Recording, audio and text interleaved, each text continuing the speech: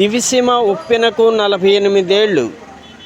ఆనాటి జ్ఞాపకాలు నేటికి దివి ప్రజలను వెంటాడుతూనే ఉన్నాయి. నవంబర్ 19 వచ్చిందనగానే దివిసీమ ప్రజలలో భయాందోళన కలుగుతుంది. ఆనాటి జ్ఞాపకాలను మెమరీ చేసుకుంటూ ప్రతి సంవత్సరం నవంబర్ 19న దివిసీమలో ఆనాటి తుఫానులో ప్రాణాలు కోల్పోయిన వారికి నివాళులర్పించే కార్యక్రమాలను పెద్ద ఎత్తున నిర్వహించడం జరుగుతుంది. అవనిగడ్డ గాంధీ క్షేత్రంలో అవనిగడ్డ ఎమ్మెల్యే మండలి బుద్ధప్రసాద్ ఆధ్వర్యంలో 1977 దివిసీమ ఉప్పెన 48వ సంస్మరణ సభ ఘనంగా నిర్వహించారు. ఈ సందర్భంగా మహాపురుషుడు మండలి అనే నాటకాన్ని ప్రదర్శించగా ఆ నాటకం ఎంతగానో ఆకర్షించింది.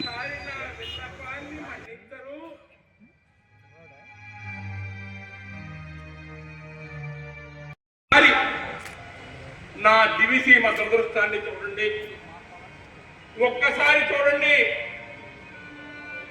ఒక పక్క శవాలు, మరో పక్క జీవోత్సవాలు.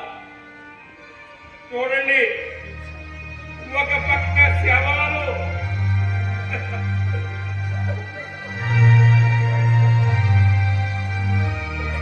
చూడండి. ఒక్కడే మిగిలానయ్యా. నేను మర్చిపోయి వాళ్ళు బతుకుంటే బాగుండేదయ్యా. అయ్యా అయ్యా అయ్యా, ఒక్కసారి మా ఊరు ఉంటుందయ్యా. మా ఊరెవరిపల్లి పూర్తిగా మునిగిపోయింది. ముసలి వెళ్ళిపోవాల్సి అనుకుంది కదా, జాగ్రత్తలు నీళ్లు పోతున్నాయి. 13 తోలపాలు ఇలా ఇలా ఎన్ని ఊళ్ళని ఆ సముద్రుడు పొట్టులు పెట్టుకున్నాడు. మాకు అర్థం కావట్లేదయ్యా. అయ్యా ఒకసారి అయ్యా. అయ్యా అయ్యా ఇన్నాడు సముద్రం మనల్ని చల్లగా చూసుకుంటున్నావయ్యా. అదంతా ఒట్టి అబద్ధమయ్యా. దాటి చెట్టు ఎత్తినంత అలలుగా వచ్చి ఊళ్ళని ఊడ్చుకెళ్ళిపోయాయ్యా. ప్రధానమంత్రి మొరార్జీ దేశాయ్, మాజీ ప్రధాని ఇందిరాగాంధీ, అప్పటి రాష్ట్రపతి మేరా సంజీవ రెడ్డి, మానవతామూర్తి, సంఘ సేవకురాలు మదర్ టెరిసా స్వయంగా దివిసీమలో పర్యటించారు. మహాత్మా గాంధీ అనే ప్రధానమంత్రి దివిసీమకు ఎనలేని సేవలు అందించారు. ఆర్ఎస్ఎస్ కార్యకర్త బండారు దత్తాత్రేయ దివిసీమలో 3 నెలలు ఉండి అహోరాత్రులు శ్రమించారు. అప్పుడు మండలి వారు దివిసీమ పునర్నిర్మాణం కోసం స్వచ్ఛంద సంస్థలకు పిలుపునిచ్చారు.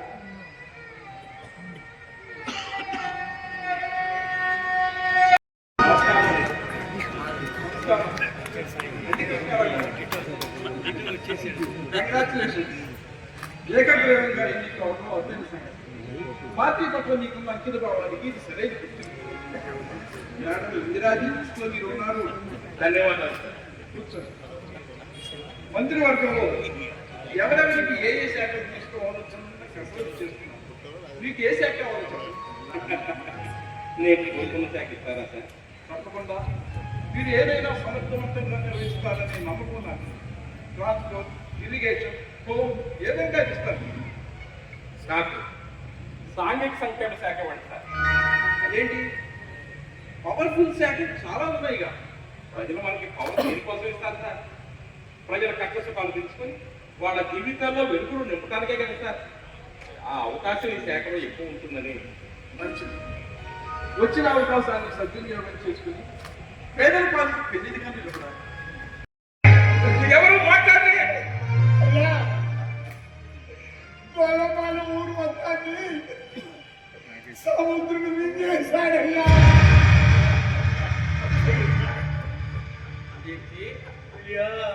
ఊరికి ఊరే సముద్రం మింగేసిందా? మిత్రమా మూషయ్య, ఎక్కడైనా నాకు తెలియకుండా ఈ దివిసీమలో గాలి దించుతున్నావే. చినుకు రాలదన్నావు కదయ్యా. ఏమి ఏమీ ఒక్క మాట కూడా నాకు చెప్పలేదు పుట్టయ్య. ఒక్క మాట చెప్పినా మిమ్మల్ని అందరినీ నా గుండెల్లో పెట్టుకొని కాపాడుకునేవాడయ్యా. మిత్రమా పోషయ్య, ఎక్కడ మిత్రమా? ఇదే మాత్రం నీకు నేను కనిపెడతానా సామే? పోషయ్య మాటలు ఎక్కడ ఎక్కడ రా పోషయ్య? మిత్రమా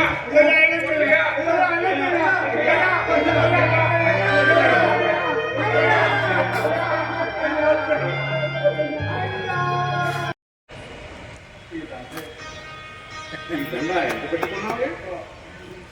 3 రూపాయలు. అంటే ఈ రోజంతా కష్టపడి నీ చెమట చుక్కలతో నా మెడలో దండ వేస్తున్నావు. ఏదో అభిమానం పోతాయి. నీ అభిమానం వల్ల ప్రజలకి లాభం చేకూరాలి కానీ నా ఎక్కడికి కాదయ్యా. ఇలాంటి దండలు ఎప్పుడు మా నీ ఒకసారి కదా నా మాట విను. నీకు ఏ అవసరం వచ్చినా మా ఇంటి తరపు నీకు ఎప్పుడూ తెలిసే ఉంటాయి. దయచేసి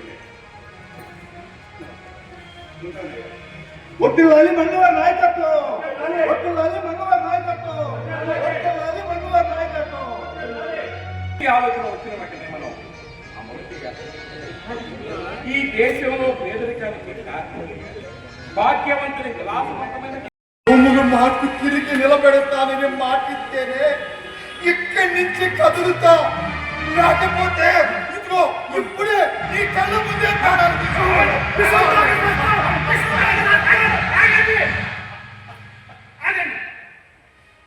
ప్రతి సమస్యకి చావు పరిష్కారం కాదు.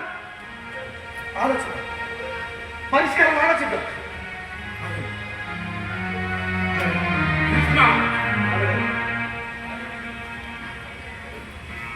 మన దేశంలో వ్యవసాయం కేవలం ఒక వృత్తిగా, రైతుకు భూమితో ఏర్పడిన ఒక మానసిక అనుబంధం.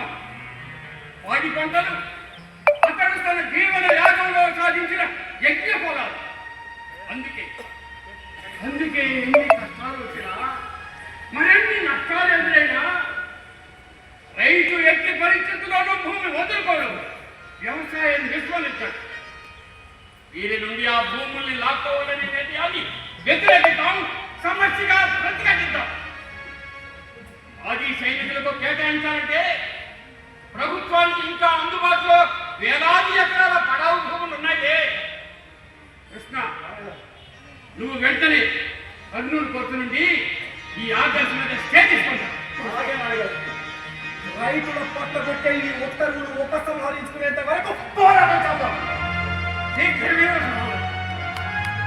ఇదే రోజు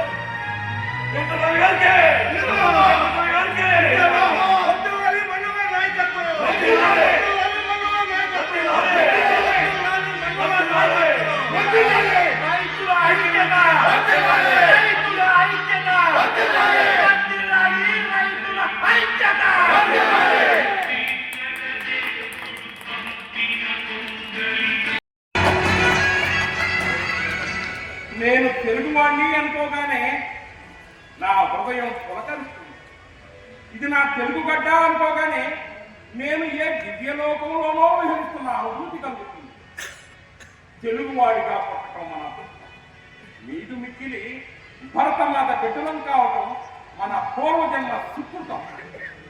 తెలుగువారం మహాభారతం నుండి బుద్ధ భగవాను వరకు ఉన్నవారు.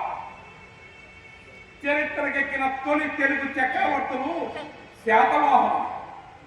శాతవాహనుల తర్వాత చిన్న భిన్నమైన నా తెలుగు జాతిని ఏకం చేసింది కాకతీయులు. తెలుగు భాషా సంస్కృతులంటే ఏ తెలంగాణ, రాయలసీమ, ఆంధ్రాకు సంబంధించిన విషయం కాదు మిత్రులారా. ప్రపంచవ్యాప్తంగా ఉన్న తెలుగు వారందరికీ సంబంధించిన విషయం. ప్రపంచంలో తెలుగు వారు ఎక్కడ ఉన్నా మన మూలాలు ఒక్కటే అన్న విషయం మరోరాదు. పుట్టులేని ఆకాశంలో విస్తరించింది ఈ నా తెలుగు జాతి.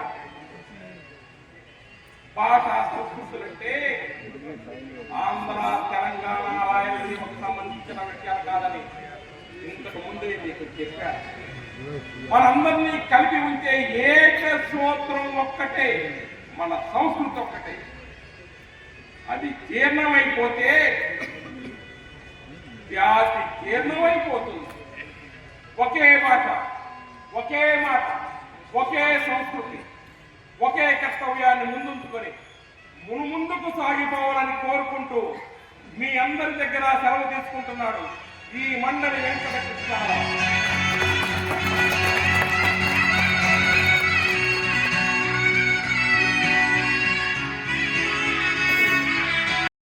వెలుగులు నింపడానికి మనం ప్రత్యేకమైనటువంటి ప్రణాళికలు సిద్ధం చేయాలి.